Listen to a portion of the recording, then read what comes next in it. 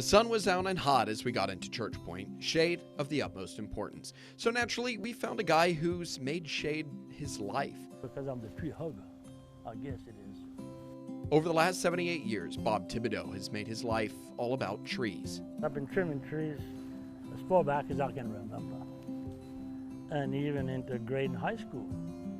At an early age, his great-grandmother would babysit him, giving Bob an early education on all the plants that grew up in the woods around him.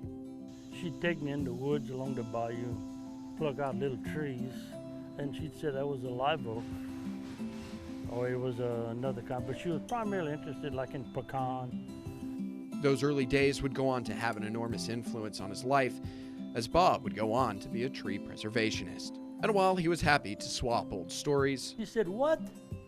I said, "Yeah." I said, "They marked a bunch of trees to cut down on Highway 82. These trees are centuries old, but why cut them?" the story he really wanted to tell was one of a particular species, the live oaks of the Gulf Coast. And we believe that's the main reason why the British fought the Battle of New Orleans to control the coastal live oak, because the cannonball couldn't penetrate it. Bob's passion is saving these trees. I volunteered to plant and help with live oaks that are declining along the coastline. And he says he's bothered by what he's seen over the years. I can see when storms come or diseases come that a lot of our live oaks are not what they used to be. And one of the biggest problems, The biggest problem we have today in urban forestry is soil decline.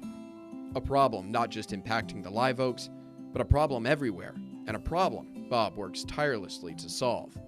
Things need to go back and put the carbons back into the soil.